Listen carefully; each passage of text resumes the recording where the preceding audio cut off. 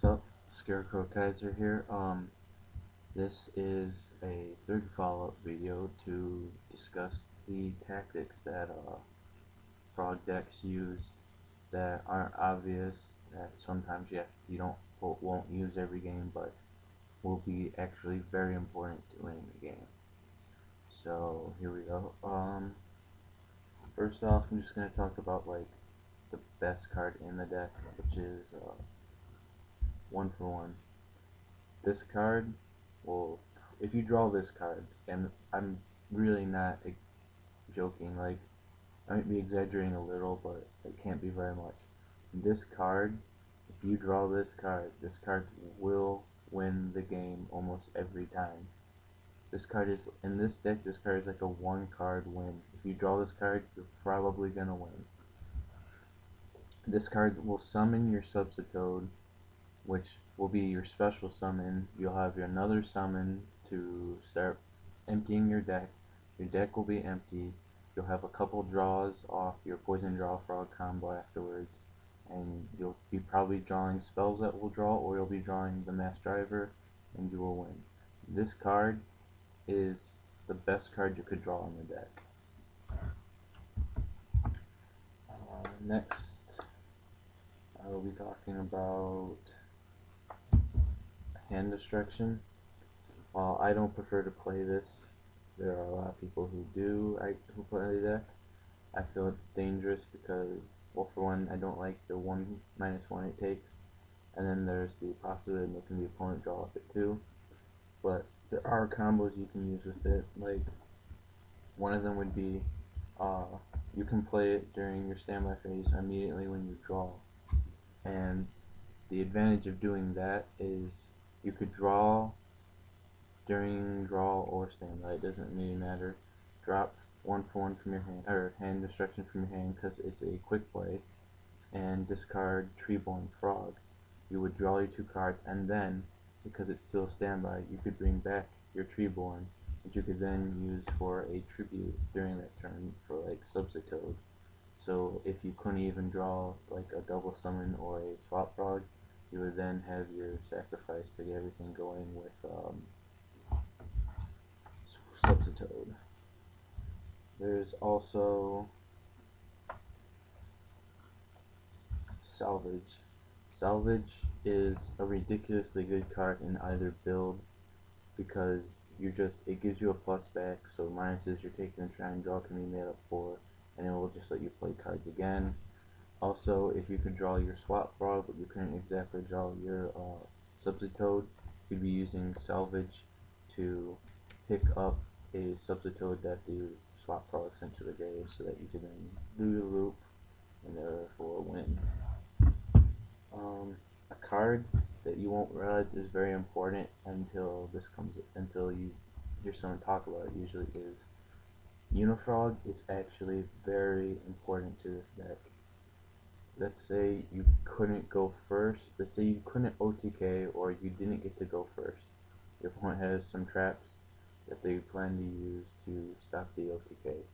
What you can do is, using Substitute or whatever it means, before you go for the OTK, you can, in your main phase 1, bring out 1 or 2 or whatever you can Substitutes or Unifrogs, and then attack with them.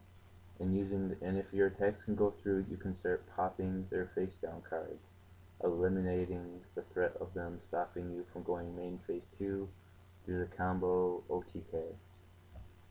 Not to mention, if these attacks go through, that's 400 damage. That's like, each one of these that goes through is like another shot off the Mass Driver. The next thing we're going to talk about, this is one of the most very, very important combos to know about Frog FTK, and that is how you abuse the Poison Draw Frogs. What you want to do is, after you want to dump most of your deck and get some of these guys out, and then after you've dumped most of your deck, you'll want to bring out a Swap Frog, and you want to think outside the box here. Instead of using your Swap Frog to send a guy from your deck to your grave, you want to use your alternative and send a guy from the field to the grave. that being the Poison Draw Frog. And when this face-up card is sent from the field to the grave, you can draw a card. Most of the time, this card can't be used very effectively to draw because you could miss its timing, but in this situation, you don't miss the timing. So you can dump your deck, eliminate the monsters, so it's only spells, and usually get like 2, maybe 3 draws from your Poison Draw Frogs, which additional draws always helps, and it probably will help you win. It usually does. Next thing is double summon. I like to play this because an extra summon can really help, whereas times you won't draw your slot frogs, so you don't have additional summons and stuff like that.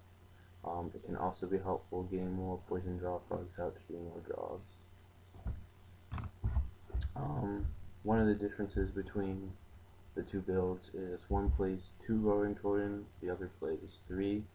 The one who plays 3 runs 3 because he feels it makes him safer from DD crows, whereas if one dies, gets hit by a crow, he'll have 2 more. Basically his thought is if they want to stop me, they'll have to have 3 crows in their hand. Whereas me, I see that as far less likely to happen. I see it as not that likely they'll even have a crow, and if they do, I'll have a backup second one, which I extremely doubt they're going to have 2 in their hand.